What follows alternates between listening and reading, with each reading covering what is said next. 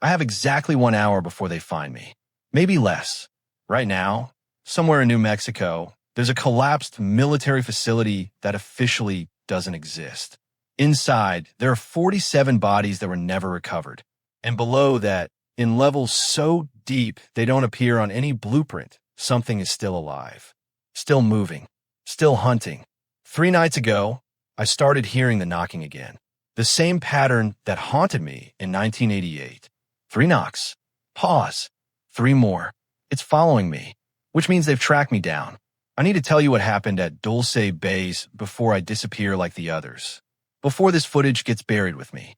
Because what we created down there didn't die when the facility collapsed. We just trapped it, and now the containment is failing. Parker died trying to warn me. They're not escaping. They're hunting. I watched hybrid creatures. Things engineered from genetic material that shouldn't exist tear through reinforced steel like paper. I decoded their Morse code distress signal minutes before they broke free. My name is Marcus Webb, former Air Force security detail. And this is my confession about the greatest cover-up in military history. This is what the government created beneath Dulce. This is why you should pray they never find a way out.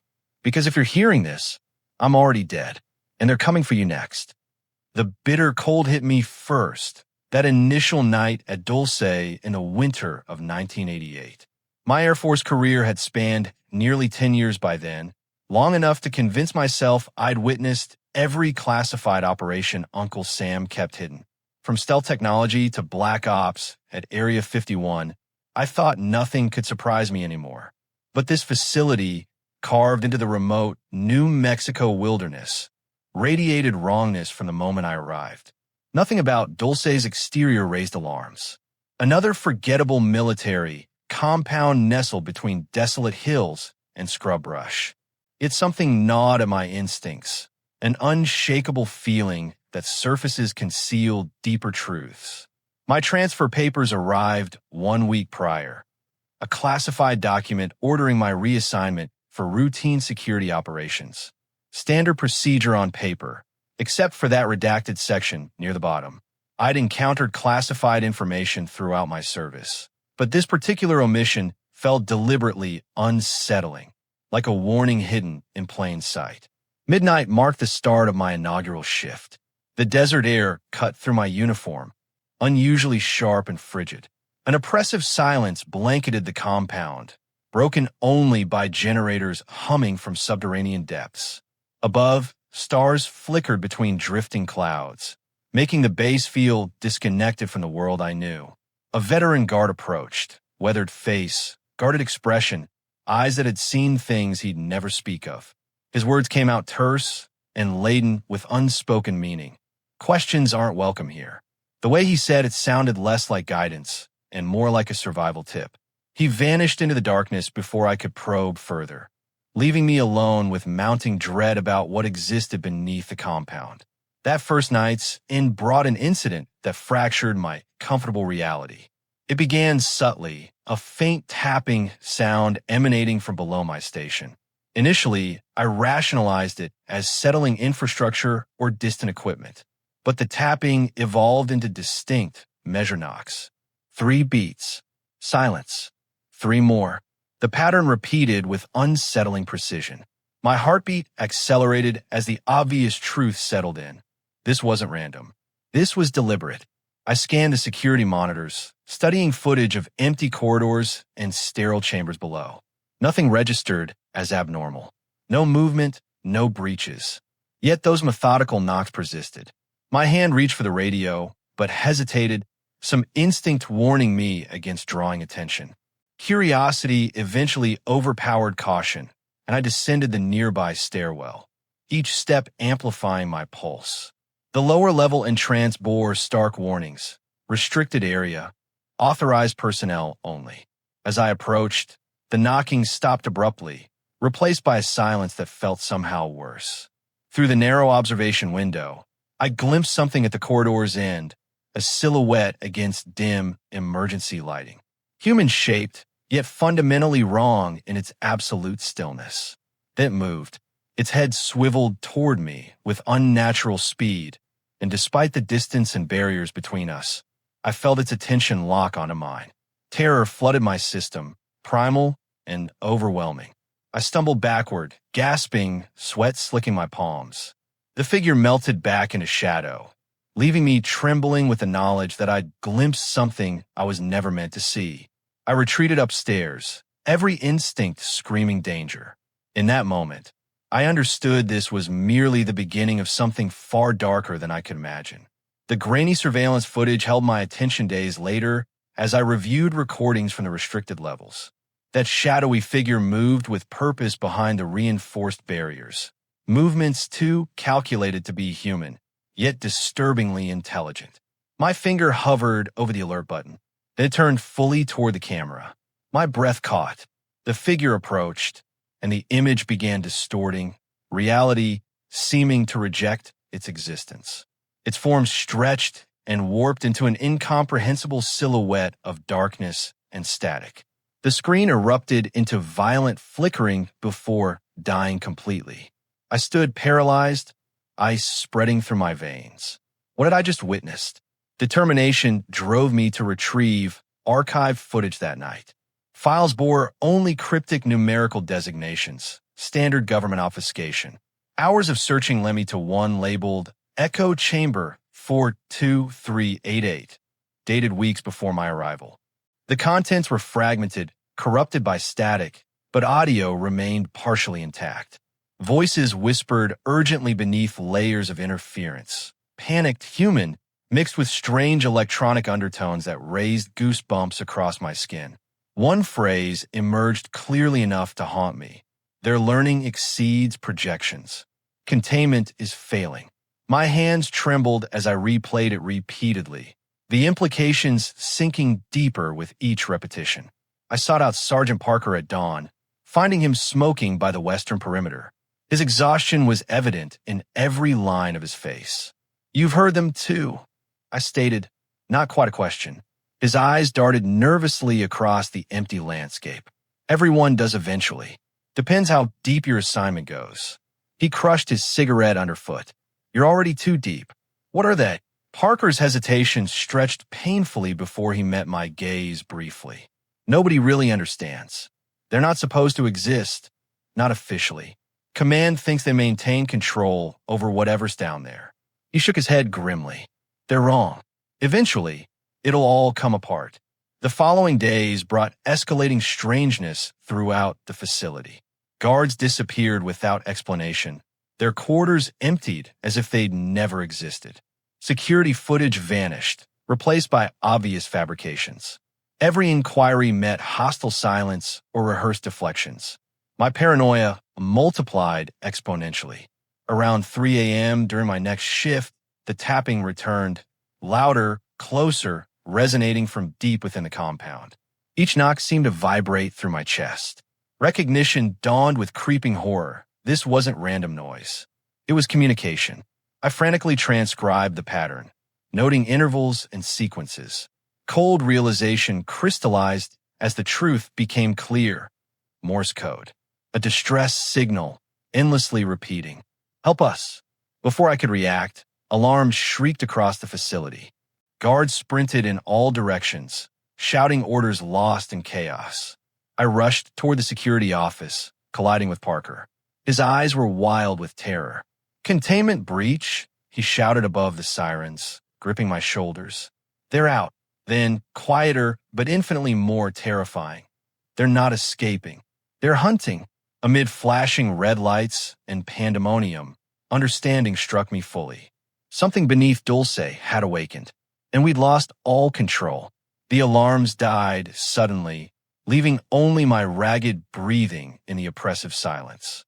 Parker's words echoed. "They're hunting." Emergency lighting bathed the corridors in blood-red illumination, transforming familiar passages into an alien nightmare. The knocking returned, aggressive now, resonating through walls and ceiling, like dozens of fists seeking escape. "Or seeking us." "We need weapons," Parker muttered, pulling me toward the armory. The armory door hung open, abandoned in haste.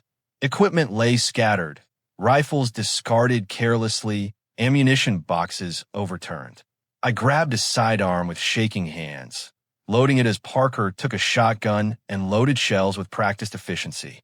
"I've witnessed things I wish I could forget," Parker whispered. "But this is worse than anything." "What are they?" I pressed, fear sharpening my voice. His eyes went distant, accessing memories he clearly wished didn't exist.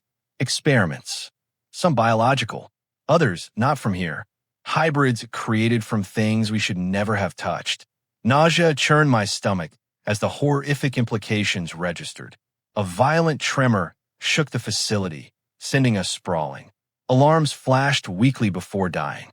I struggled upright, noticing nearby surveillance monitors flickering erratically. Cameras showed empty corridors initially, then shadowy movements, distorted silhouettes darting impossibly fast between frames. "Parker, look!" I shouted. He turned, but the images dissolved into static. A guttural, inhuman cry echoed nearby, raw anguish and rage that froze us both. Parker raised his shotgun, face drained of color. Another cry answered, closer, reverberating with chilling clarity. "They found us," Parker breathed. A metallic clang erupted from the corridor. I spun, weapon raised, pulse hammering. The air reeked of blood and something acrid that choked my throat. From the darkness beyond the doorway, something emerged, a hunched figure moving upright with disproportionately long limbs, pale skin glistening under weak lights. Large black eyes, devoid of humanity, locked onto mine with terrifying intelligence. My blood turned to ice. Another appeared behind it, teeth bared in predatory anticipation. Parker fired, the blast deafening in confined space. The creature staggered, but recovered instantly, never breaking its gaze.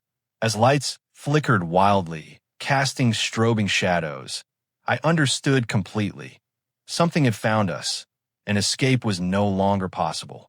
Parker's shotgun blasts illuminated the advancing creatures in brief flashes, pale, sinewy bodies momentarily visible before darkness returned. They absorbed impacts but recovered instantly, moving with fluid grace that defied physics. My pistol felt useless. Panic strangled rational thought. One creature lunged with impossible speed. Its elongated hands seized Parker with horrifying strength, lifting him effortlessly. His eyes found mine, a final, silent plea that would haunt me forever. It hurled him against the wall. He crumpled, lifeless, his weapon clattering away. Rage and terror sharpened my senses. Survival instinct took over. I fired blindly while scrambling backward. The creature jerked slightly, but seemed merely annoyed. More shadows filled the hallway, each step confirming the terrible truth. Nowhere remained to hide. I turned and ran, mind racing through emergency protocols, searching for escape. Unnatural footsteps pursued relentlessly. I crashed through a restricted door, lungs burning. It sealed behind me, briefly stalling my pursuers. The room contained wall-to-wall screens displaying live surveillance feeds, corridors, chambers, containment cells. My gaze froze on one particular display, an enormous chamber several levels below, rows of shattered glass enclosures. Containment breached everywhere. The occupants, identical to those hunting me, roamed freely, methodically destroying equipment. Horror washed over me at the disaster's scale. Another monitor showed a darkened room labeled Genetic Hybridization Unit. My stomach twisted at the sight of medical tables and gleaming instruments under flickering lights. Scattered documents were visible, stained and torn, but readable. Enhanced cognitive abilities. Unstable aggression. The truth crystallized. This wasn't containment, it was experimentation. The government had engineered something monstrous, believing control was possible. But these creatures possessed intelligence and rage. They were exacting revenge. Movement flashed across multiple screens simultaneously. My pursuers had regrouped, advancing methodically toward my location. I ransacked nearby drawers desperately. My fingers found a data drive labeled Project Genesis, Final Report. I pocketed it quickly, potential evidence, assuming survival. The reinforced door buckled under massive impacts. I consulted a floor map, tracing escape routes. One option existed: a maintenance tunnel reaching the surface, requiring passage through corridors likely crawling with creatures. No choice remained. I steadied my grip on the pistol, took a trembling breath, and moved forward. The door behind me exploded just as I reached another exit, sealing it hastily. The narrow passage felt suffocating, walls vibrating as if sharing my fear. Every shadow concealed potential danger. Faint footsteps echoed ahead. Threat or survivor? Another guard appeared, uniform bloodstained, eyes wild. "They're everywhere," he gasped incoherently. "Communications dead. Command compromised.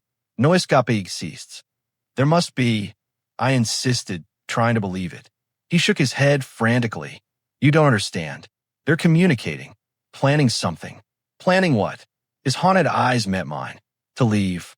Horrifying realization flooded through me, more terrifying than immediate death.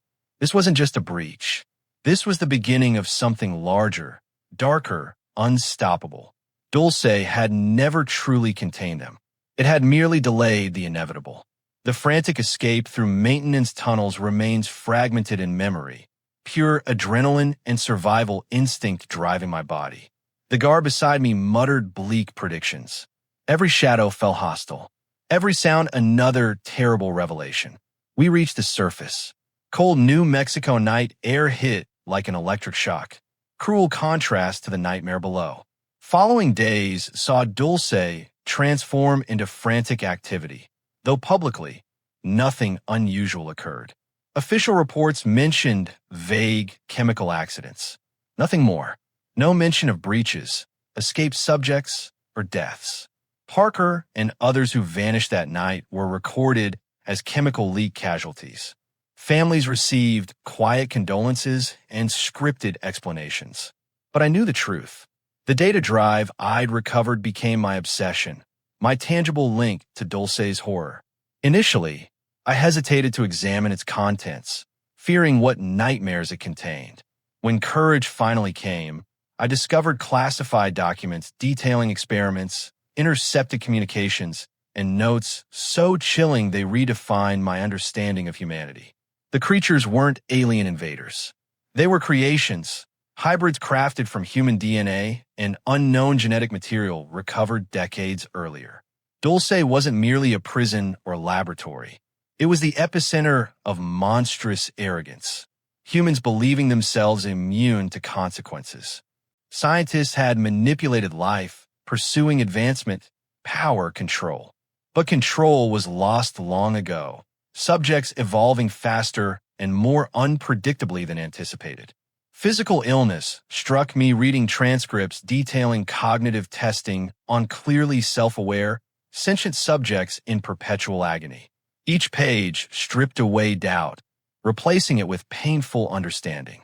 That initial knocking wasn't threat. It was desperate plea, intelligent cry for release. Days became weeks. I hesitated. Whom could I trust? Every shadow became suspect. Every conversation held hidden meanings. Paranoia seeped into my bones, isolating me further. Yet silence made me complicit. If Dulce's truth remained buried, what prevented repetition elsewhere? Unseen, unopposed, I reached out anonymously to journalists, activists, fringe groups, chasing government secrets. Responses came cautiously, skeptically, dismissively. Just another conspiracy theory lacking sufficient evidence. My files, though damning, were dismissed as hoaxes or elaborate misinformation. Discouraged but determined, I accepted my burden. Carry this knowledge silently until someone willing and able emerged to reveal truth. My military career ended quietly. Honorable discharge obscuring true reasons for departure. Nightmares, however, followed relentlessly. Visions of Parker's terrified eyes, those inhuman silhouettes, and chilling realization that our power was illusory. I moved frequently, never settling, always alert, always watching. Sometimes late at night, I hear echoes of that rhythmic tapping, forever burned into memory. In those moments, I question whether we truly escaped or merely delayed the inevitable. The guards' haunted words linger stubbornly. They're planning. Looking at the night sky, I wonder how many more hidden bases exist beneath the ground we walk. How many more unchecked experiments remain unnoticed by a public blissfully ignorant or willfully blind? I wonder if one day, those sentient beings we callously created and imprisoned will surface elsewhere, stronger, more capable, determined to claim a place in this world humanity never granted them. That thought disturbs me less than the truth about ourselves. The lengths we'll go, the moral boundaries we'll cross, believing ourselves justified by progress or national security. Perhaps the real monsters weren't what we created beneath Dulce, but those of us who allowed it. Even now, knowing what I know, I can't help wondering what else lies hidden just beyond our sight, waiting.